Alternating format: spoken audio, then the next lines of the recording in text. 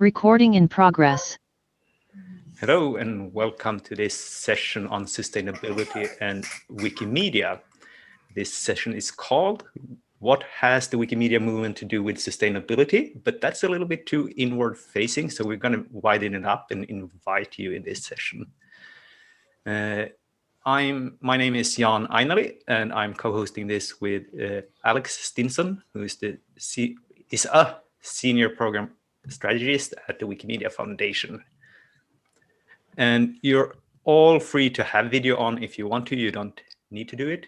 We're going to start off with a little bit of an introduction to the topic, and then we're going to go into co-creation and collaborative discussion.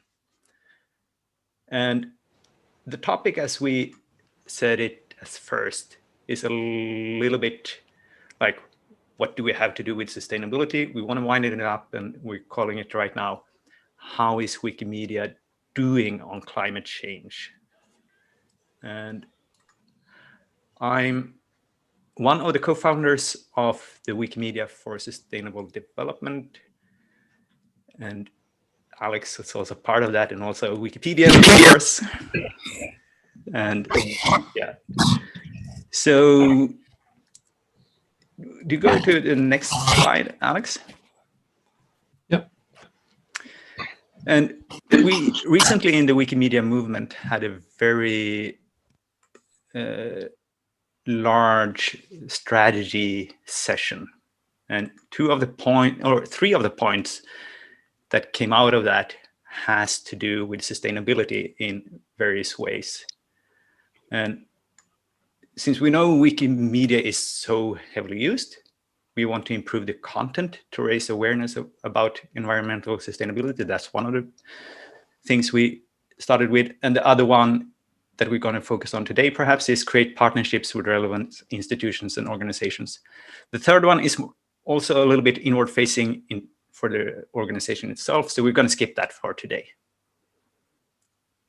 And do you want to continue from there, Alex? Yeah, and part of the reason we're going to skip it is when our carbon footprint analysis and the conversations about the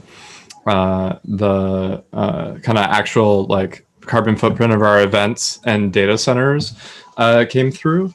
We realized very early that the kind of size of our footprint is not huge, and so we're looking at the bigger part of this, which is the sustainability and awareness and partnerships.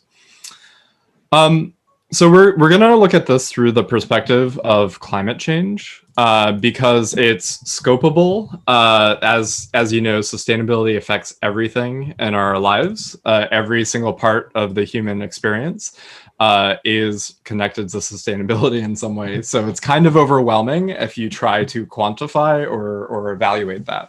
So we're going to start at something that's a little bit more concise, which is climate change, which is like one aspect of sustainability.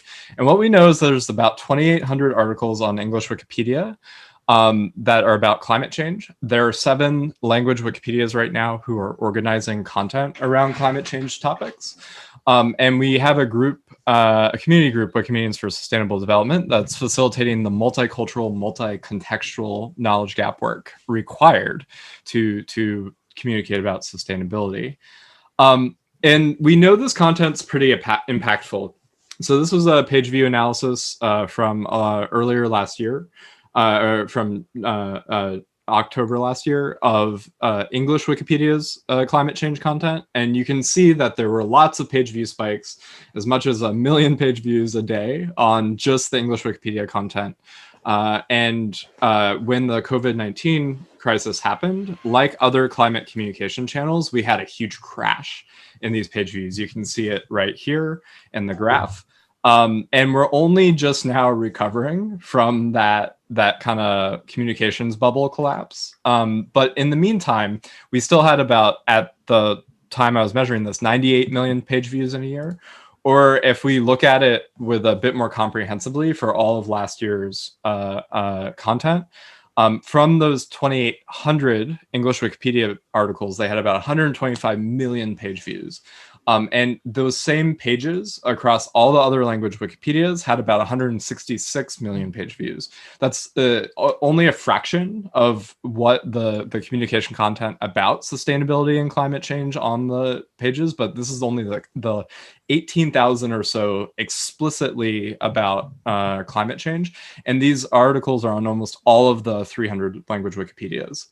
So we are probably one of the most read sources of climate change knowledge, and I would argue sustainability knowledge on the internet right now. And it's really a climate communication opportunity.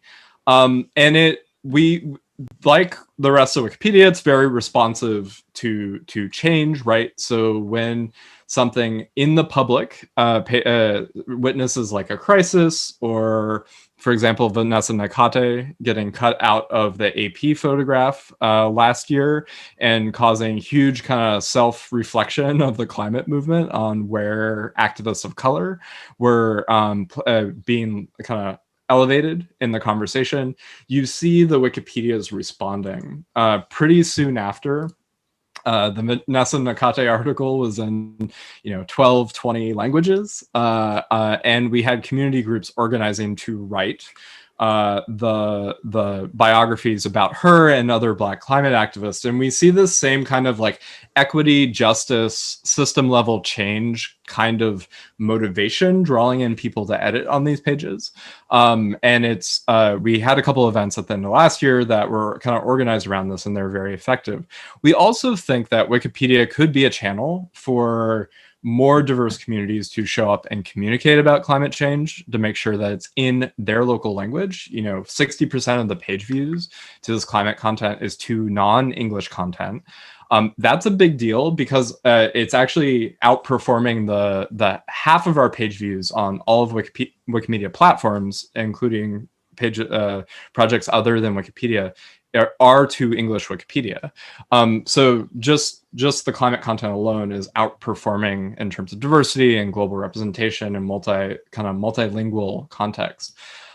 Also, when you look at climate communication channels, they're overwhelmingly in English or European languages. And so there are groups that, when the activist kind of networks out in the world talk about issues, one of the big ones is bringing good, relevant, science-based communication into local languages that is meaningful to local contexts. And Wikipedia is kind of a good place to do that.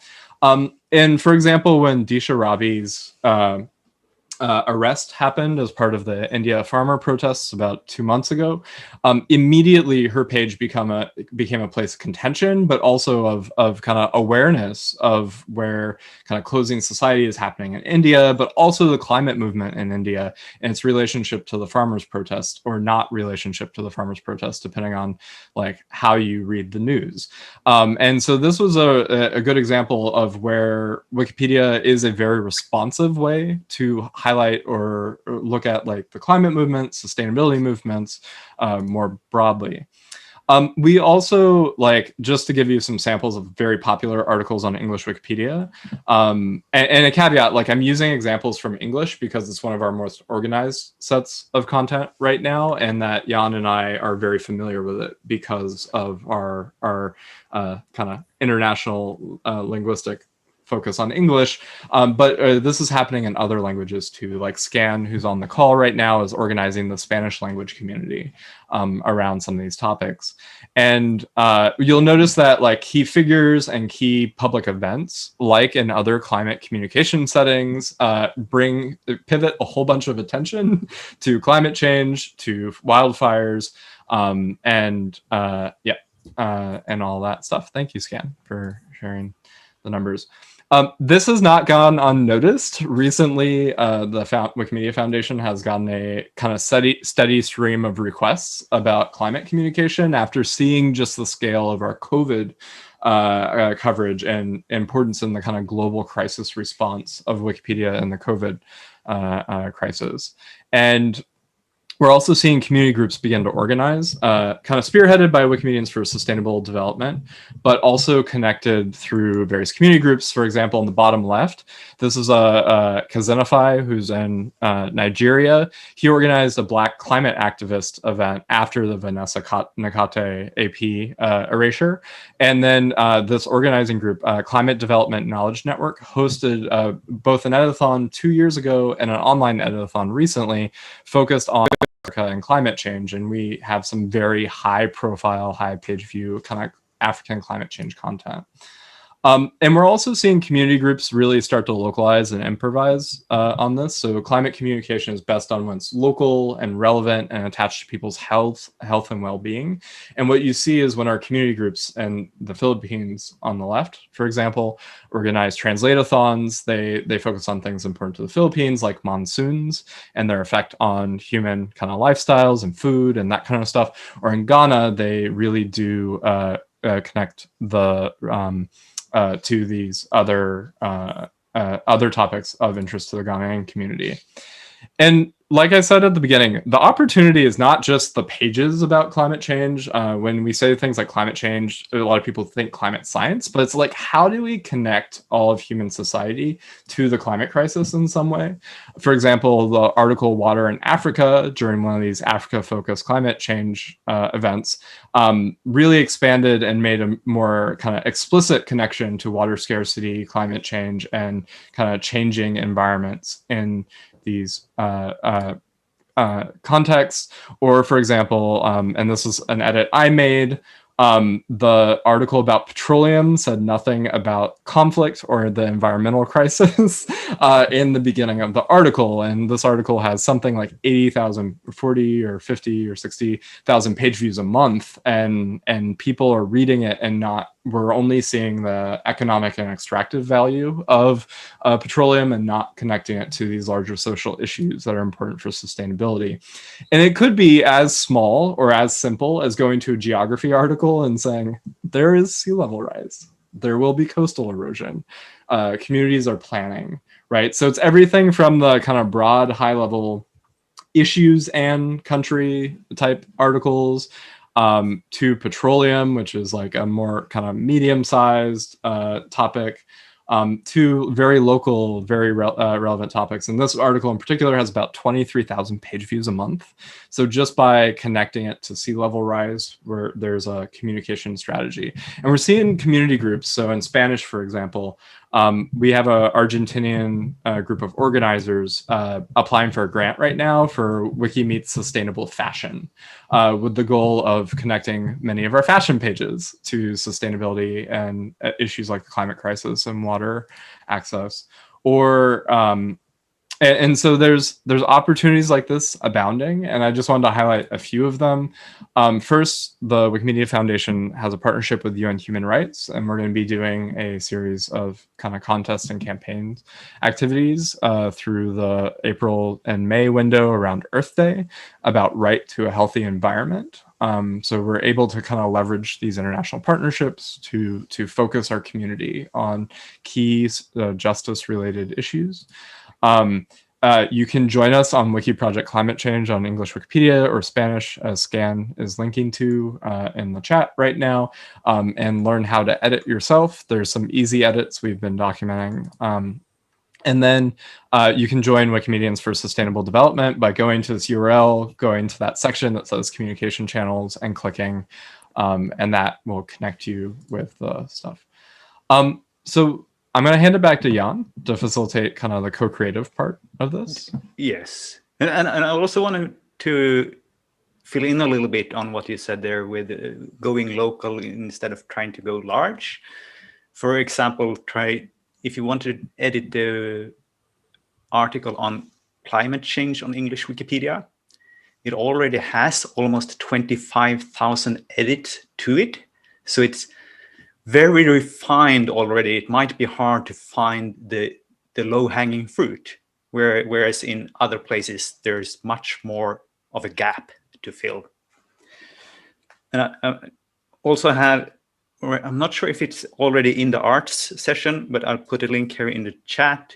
There's a little bit of a video of the evolution of the article of climate change.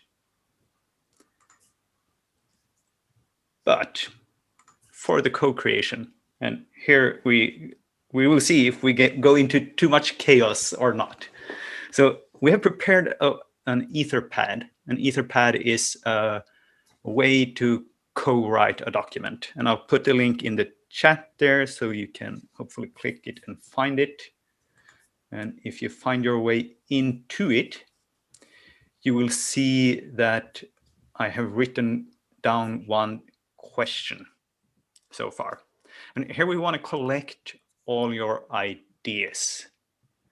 So the first question, and we're going to only spend 10 minutes here, and then we're going to go into a discussion and questions and answers. The first question is, where do you think, or where do you know that you can find good sources about the local effects of climate change so that you can go into an article, a geography article, and try to improve that with good sources? So please just go in here, write some ideas that you have, go nuts. You can't really destroy anything unless you really, really, really try to. So try to be gentle and start adding a few ideas on where you can find things. And it doesn't need to be your local area, but any local area. So don't only think, but of course, it might be easier to think about, oh, where can I find things about my home?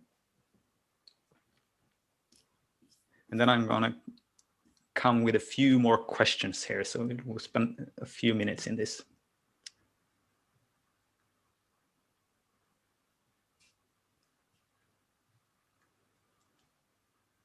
Let's see a lot of things happening already. That's very nice.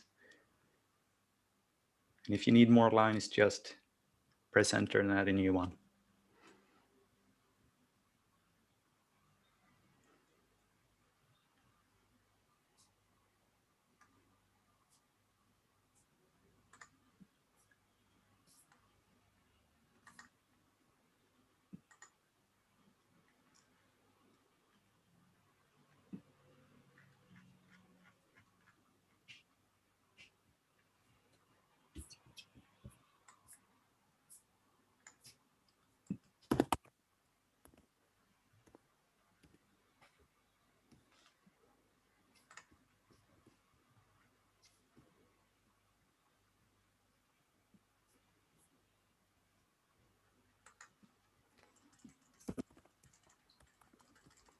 This is really cool, so much activity.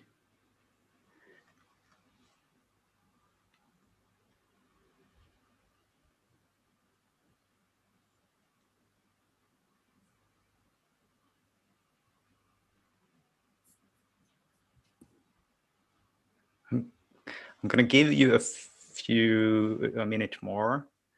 And then when I add another question, if you come up with an answer to the previous one, just go back. You can edit this whole document all the time. So don't feel too stressed when I add something.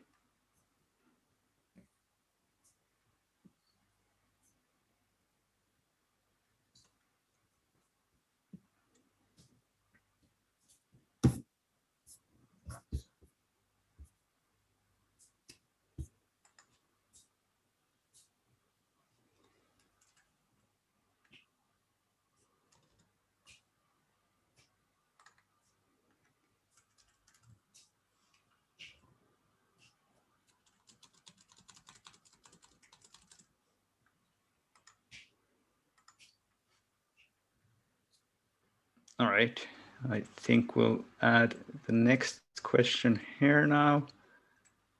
Let's see if I can put it in here. Yes. And I think this question is one that you wrote. Alex, do you want to speak anything to it? Yeah, so one of the things we're learning about Wikimedia is there's basically two types of participants in the Wikimedia movement, kind of communicators and kind of knowledge creators who are become editors on Wikimedia, and then organizers who kind of facilitate access to the communicators and content creators. So we invite you to think about like what kinds of organizations should Wikimedia or communities like yourselves who help Wikimedia connect with, and what do they look like? What might they be involved in?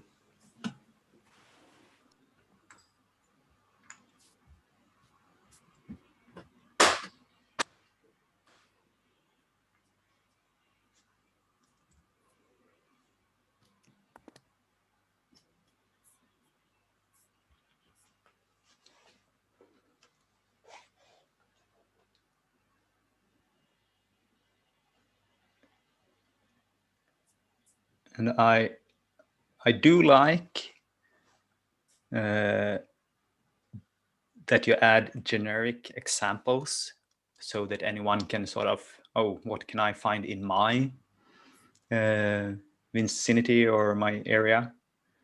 But also, don't be afraid to give very specific examples if you happen to know that, oh, there's a person in this school, because that might be a useful entrance for us to start something that might become a larger collaboration, because even a single teacher in one local school might have a very nice network which could bloom into something nice. So both ideas are welcome.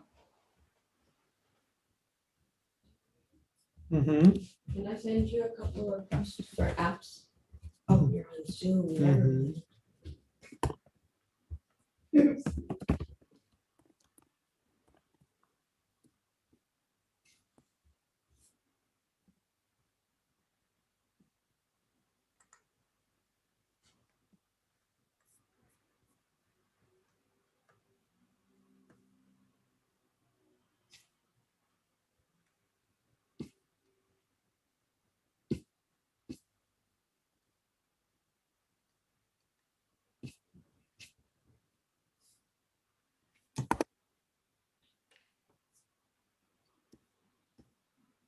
All right. And I'll add a last question here, but you can keep on going if you're not done yet. And here's something that might be hard to directly answer now, but perhaps you can come back to this a little bit later. Yes. So what would make you feel more empowered in this regard?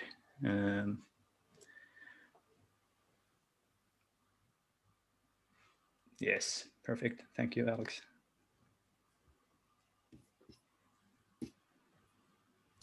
And our hope is to think like what kinds of communication or knowledge exchange would people benefit from on projects like Wikimedia or other kind of open knowledge space.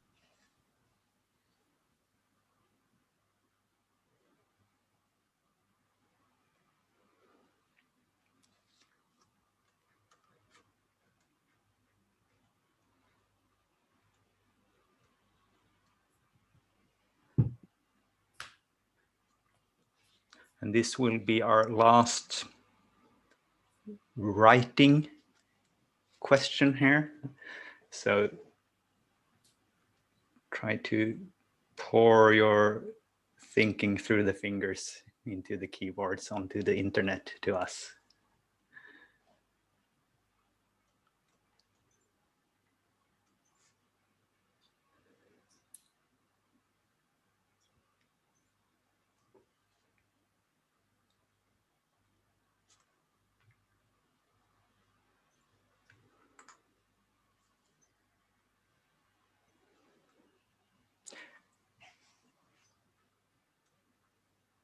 And then, Alex, I'm gonna do a little bit of a practical exercise here. We didn't talk about this because I sort of came up with this after we prepared yesterday. So this is gonna be an entirely interesting experiment. But I wanted you to get a sort of a taste of what Wikipedia looks like. And of course, you obviously have seen Wikipedia before, but I want you to go to the article in preferably your native language, Wikipedia, about your local, either hometown or village or municipality or county or something like that. And trying to see, is there already something about climate change on that article? So do a little bit of experiment, open up a second tab in your browser and navigate to somewhere. Or if not climate change, other environmental issues like pollution or public health or marginalized communities being disproportionately impacted by that space. And if it turns out that you're from somewhere which is already very well covered, it might be hard to skim through the page in everything. So just try to use the browser's search function. Perhaps you have a Control F and type in climate and see if you get anything. You might get temperatures over the year.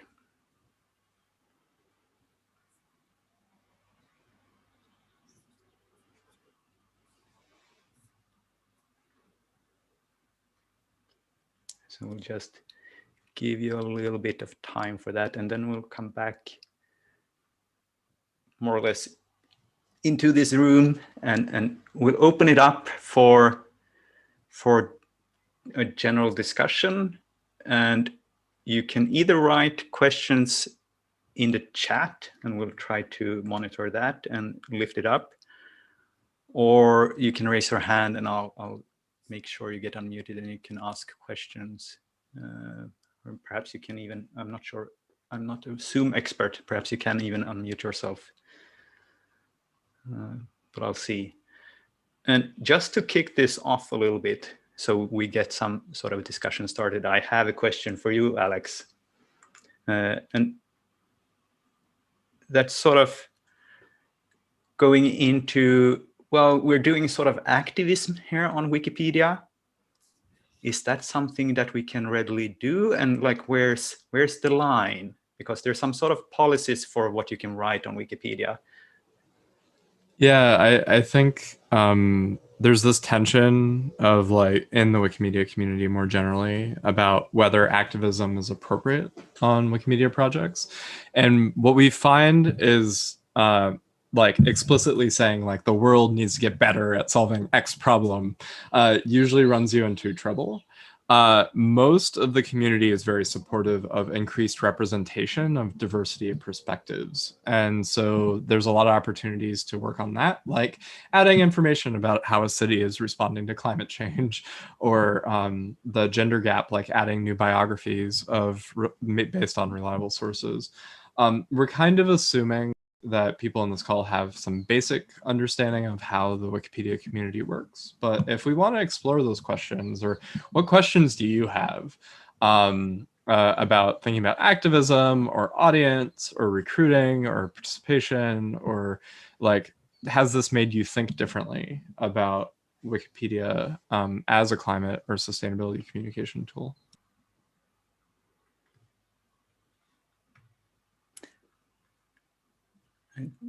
And we have a question here from Celine, so I'll ask you to unmute her. Hello, good morning. Hello. I will try my video and Sure. see if my connection holds. Okay, hello Yes. everybody. Greetings from Mexico. Yes, I wonder if, from what you said in the beginning about the objectives of the Wiki sustainability project, and with more collaborations and what the work we did right now in this document, and even just searching my city, Zacatecas, and searching a prominent Colombian writer, critical writer on environmental things, I noticed two things right away. Zacatecas has a lot of information that's very demographic Mm.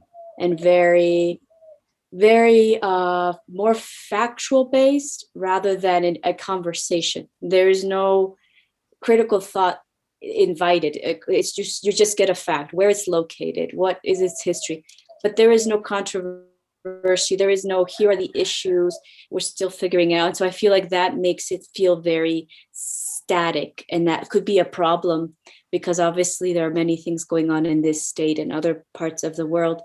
And then another thing was seeing that, yes, there's a lot of thinkers who are in Spanish, but not in English. So there's some information on them, but there's no translation in English. And so then I'm thinking, of course, now, can we reach out to you outside of this call if we want to get more either familiar with the process of Wikipedia editing, but also how we can make that as something more formal with a group of professionals if we have those connections. And thank you. It was very nice to be here. Oh, you're so welcome. And there's both, first, very great observations that you have. And so I want to address them, but I wanted to answer the easy question first. And that, yes, of course, we can get in touch afterwards with this. This is sort of a little bit of our point.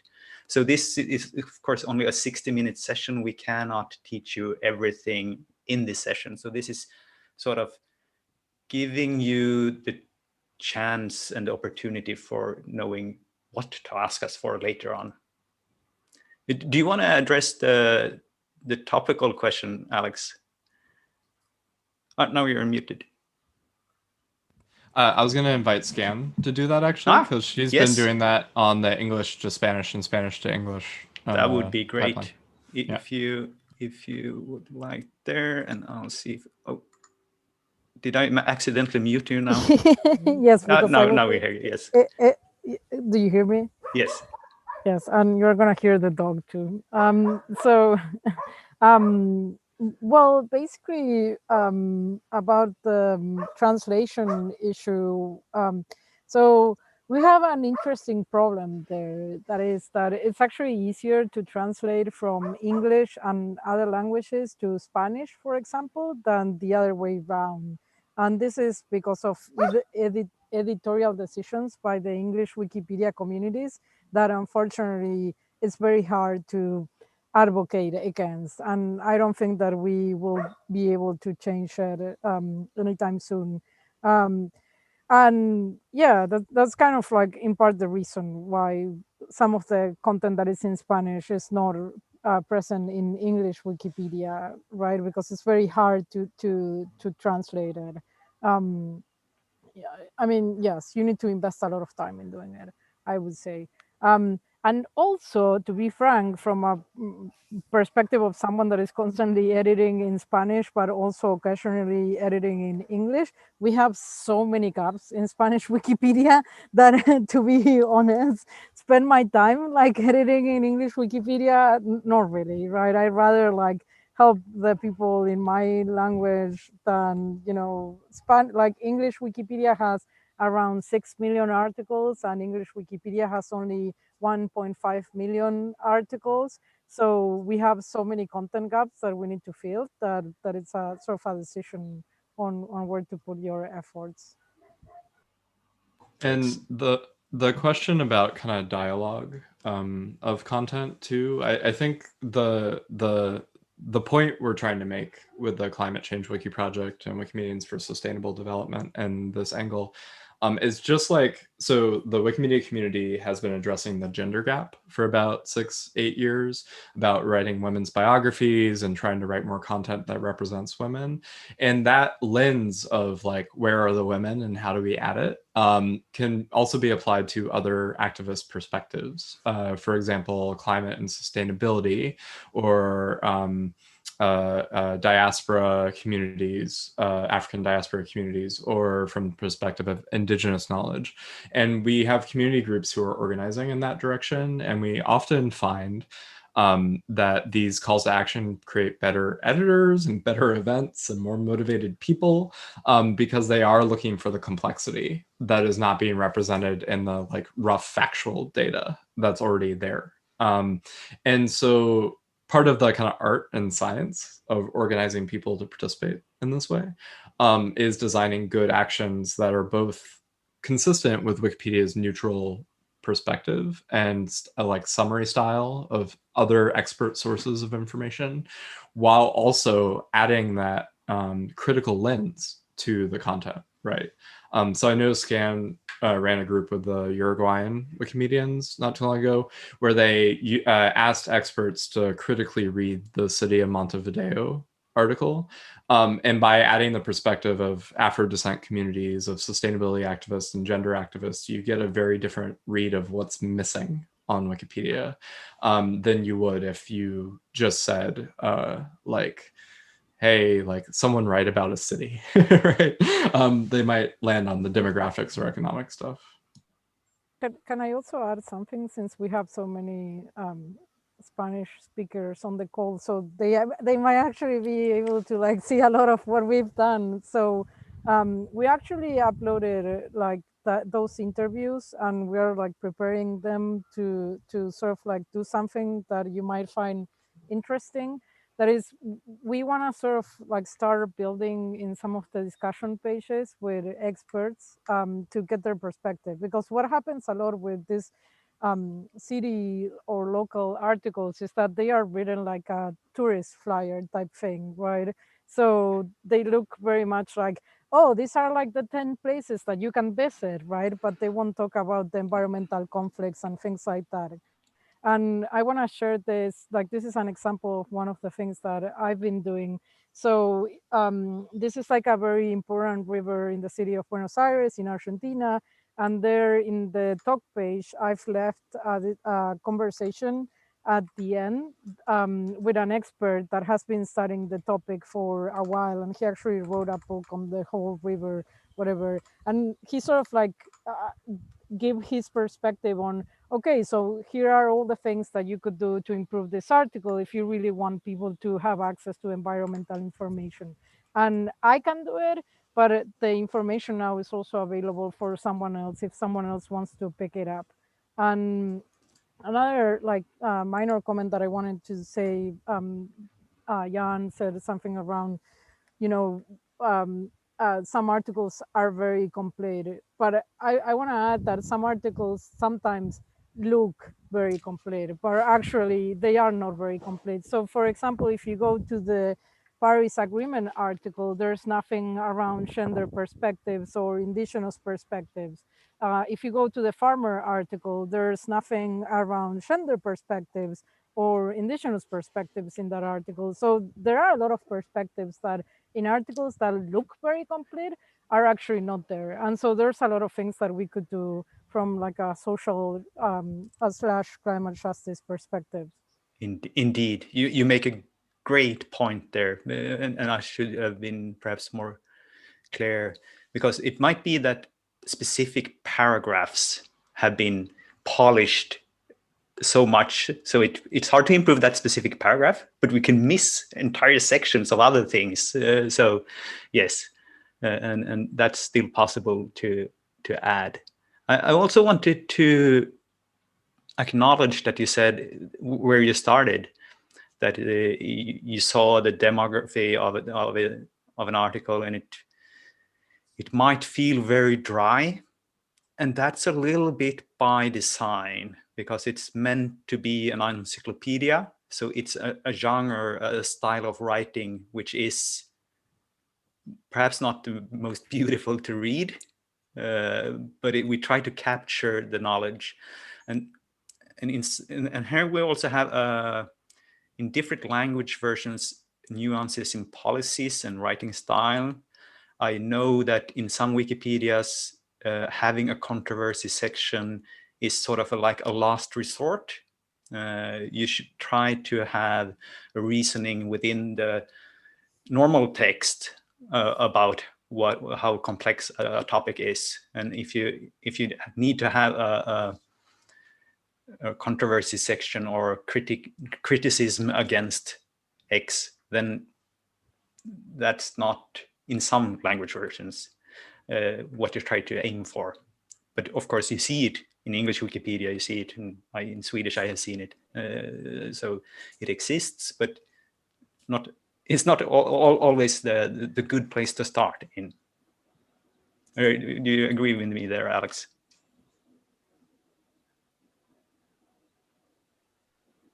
I think you're doubly muted. Yeah, I agree, and sometimes the kind of artful thing that needs to happen, and this is why we need to organize people and teach them how to write, is to actually add a section about, you know, instead of like a climate change section, it might be an environmental issues section, and that might be, you know, like you describe the conflict from an objective perspective where there's like multiple people in dialogue, multiple perspectives in dialogue, but just by highlighting the conflict, you're doing a form of intervention, right? You're making it visible where otherwise it was invisible before. So yeah, I wanted to give a chance for others to raise hands or ask questions or share thoughts or observations. And thank you so much for the great start of the conversation, Celine. I think there was a question by Thais de Souza in the chat. She was asking about the relationship between English and other languages, like what is the percentage of Spanish articles compared to English ones and other languages. I think that Thais probably speaks Portuguese, so maybe if you could sort of point her out to those. Yeah, that's me. Yeah, I speak Portuguese, and I was just curious about like the Spanish versus English, or like Portuguese versus English. I assume that most of the language, like English, the majority, and just wondering. Yeah, so it varies widely. The big languages, the UN languages, for example, you tend to have some pretty good consistency across some of the core topics, like, you know, does climate change exist? Does the Paris Agreement exist? Do major cities exist?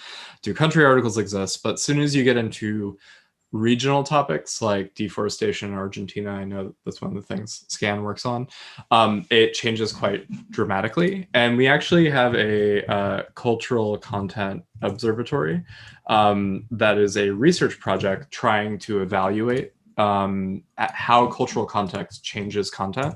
And the overlaps are actually surprisingly not that big on some things. And it's really quite interesting. And so there's a whole bunch of links to like methods for evaluating that in that page. And it's very researchy. It's a little bit hard to interpret. But if you click through on the, there's some other, there's some better like visualizations and tools listed on that page. And you can kind of dive into and see where some of these gaps are. And it's quite profound. And one of the things, especially when you take a sustainability and climate angle, all of the research on sustainability communications and climate communications and science communications more generally is you really need to take these hard technical concepts and make them very locally relevant to people's health and lifestyles, right?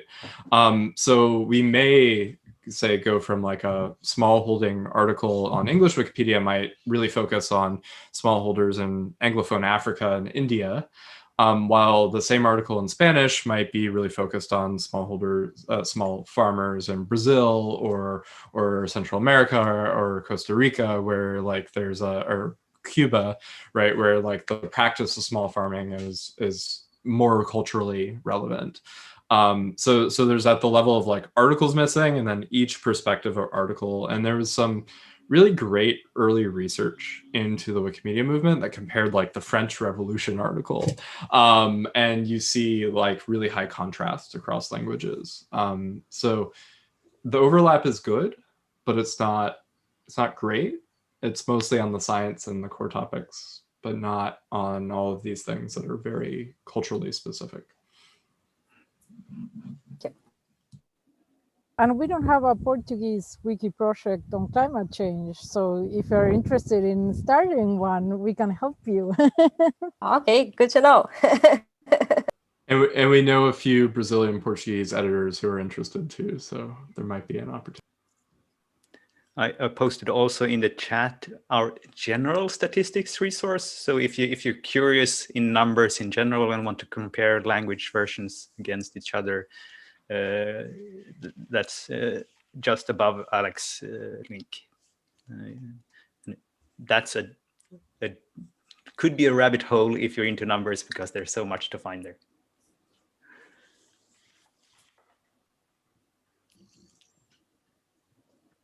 Want to invite other people if they have questions or observations or reflections. Or even if you want to challenge us. We're open for everything here. So yes, so we have Connor here.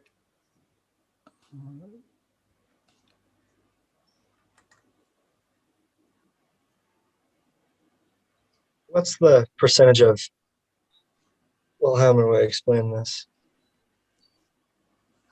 What percentage of people on each Wikipedia, English language Wikipedia, what percentage of those are editors? Because I assume that there's not as many English Wikipedia editors per person reading it than in Spanish. What's the density of editors per language? That's a really good question. We have some old numbers on here. Are you digging, Alex? Yeah, I saw a graph recently on Yeah, this. all right. But and it's a little bit surprising, I can tell you already, because some of the most high density in ratio editors to speakers are, of course, with languages with fewer amount of total speakers, because you only need a minor or not as large group of editors to skew the numbers, so to speak. In general, we can see that the Nordic countries are doing quite well in this regard. And I think that's because they have a lot of spare time and internet is available. So it's a little bit of having the luxury to be able to edit Wikipedia. yeah, we have this incredible like bias towards Europe, North America, and Australia. So what would historically be called the global North, where access to finance, free time, internet access, skills, early kind of cultural dominance and knowledge ecosystems, like all of these things conspire to create inequality, right? And so this is part of the whole like decolonizing the web conversation more generally. There's pretty profound gaps. The gaps are worse in sub-Saharan Africa. So the ratio of people per speaker and languages that don't have a history of publishing in digital spaces because of various inequalities often are the ones that have the most like the hardest challenges, right? So Swahili, Indic languages, smaller languages in like the Philippines and Indonesia are really disproportionate in the like ratio of speaker to content to reader, potential reader. And I saw a graph recently where like most of our best spaces for growth are in like sub-Saharan Africa, Latin America, Indonesia, and India. And the always interesting question about China, where we're blocked because of closing freedom of internet access issues. So yeah, that's true. There's also a lot of density around there's a better graph and I'm not finding it right now. There's a lot of density around cities in the like Americas and Europe. Yes, and I put in a link to an old table. This is only data from 2019. But I think it's in general quite good. This table, which is huge, has one column which says editors per million speakers, which is, I guess, the exact thing you asked for, Connor. And you can see the constructed language Volapük with only 20 speakers. Of course, if one of them edit, it skews it totally. So they have 300,000 editors per million speakers. So 30% of them. But they're, after all the,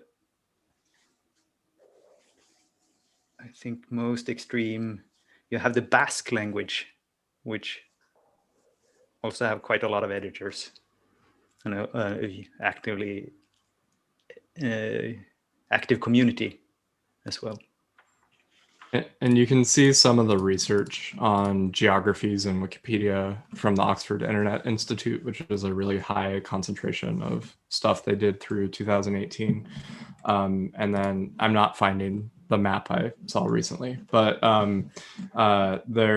there's kind of proliferation of data, and most of it is pointing out the big gaps, global north-south ones.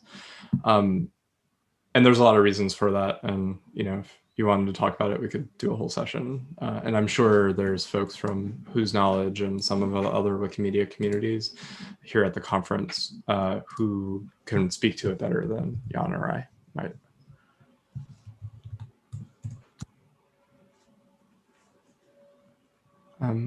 Any other thoughts, questions, concerns,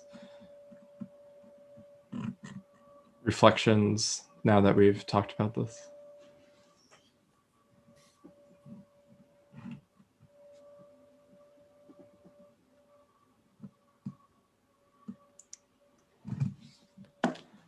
I'm seeing your message here in the chat, Celine. I'm very happy we're leaving you with something to think about. That's really good. Hopefully more people feel like that. I feel like the things that you left for me in the document that we co-edited is gonna keep me busy for a long time. All right, so Connor, please unmute yourself again. This is not as much on topic, but it is kind of about Wikipedia, kind of.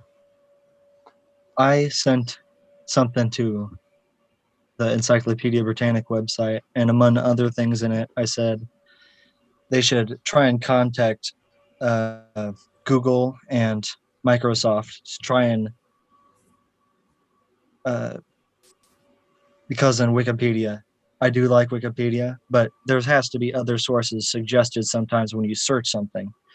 And usually those aren't Britannica or Oxford Dictionary or Merriam-Webster. I asked that they could probably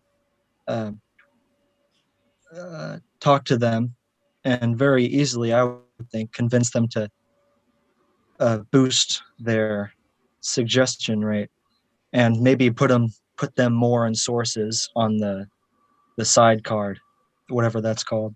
Mm-hmm. Do you think that would be an easy thing to do? Because I think that would be good, because I like Wikipedia, but other sources are needed sometimes because people lean on that very heavily. You're mute, Alex. Sorry, I keep muting my mic. I can do a rough answer to that. The long and short of it is we don't actually like talk to Google about where we're ranked. A lot of that's organic, but it's no like Google and Wikipedia definitely have a very mutually supportive relationship. But Google is emphasizing other sources and knowledge cards a lot more in the last year or two, and it's actually like a open question by the Wikimedia community. The problem is usually the webmasters of these other websites and the relative way in which these other websites relate to users. Do users click from Google to the website? So it's often like these other institutions don't do good website design, and I'm sure there's a track on SEO or other conversations in Mozilla. Yeah, and unfortunately, that's not only due to Wikipedia being good at SEO, but there's also all the links and all the data about the pages is also available, which means that any search engine can build up a knowledge graph from the content on Wikipedia and the sister project much easier than on other sites where it's not as easy to get everything so neat and tightly packaged. I'm pretty sure that all these big search engines are those who downloads all the dumps and listens to all the changes that occurs on Wikipedia. So they know a lot about Wikipedia and the data about it. Not only having access to the content, but they also know exactly what it means. And this is part of the reason I'm so interested in sustainability and climate related to Wikipedia, because it both drives like readers and Google searchers and stuff to ask the question like, oh, my local Chesapeake Bay article or my local city article, like Celine was giving an example of earlier, has this concept connected to it, but it also, it like pulls up all the sources that get linked in the Wikipedia article.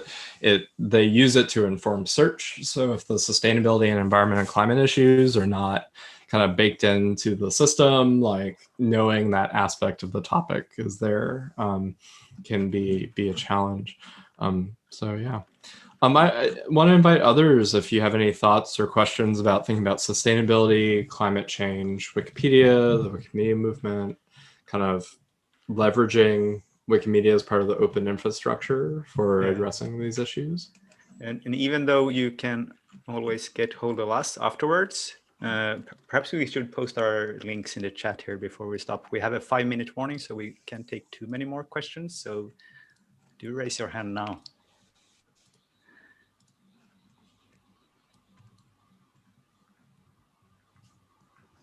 All right. I just give a few seconds, see if someone else, because Connor, you have asked a few questions, but if there's no one else want to ask anything, I'm going to give the floor to you again.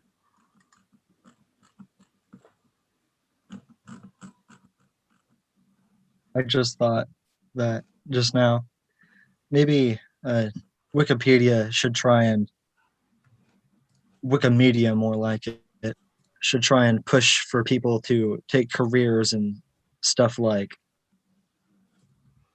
encyclopedia editing and information, whatever, editing for big information sources like stuff like this.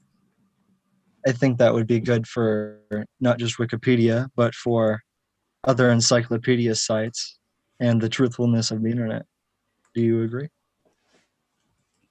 I would like to think that everyone who edits Wikipedia learns a little bit more about information literacy, and we actually have quite a bit of evidence that that's the case. And we never argue as a movement that you should trust Wikipedia, but rather you should become a good critical consumer and engager with our content, which is like a great place to land towards the end of the session. Is Wikipedia is kind of both a gateway to the best parts of the internet, hopefully the truthiness of the internet, and kind of a helpful vehicle, especially for small languages or smaller languages or less dominant languages on the internet. Really powerful way to elevate that knowledge. So I think that was a great ending, Alex. And I thank you everyone for joining us today and contributing and giving us some great input here. And hopefully we'll meet again online somewhere on Wikipedia or on Twitter in any kind of circumstance. And with that, thanks for today. and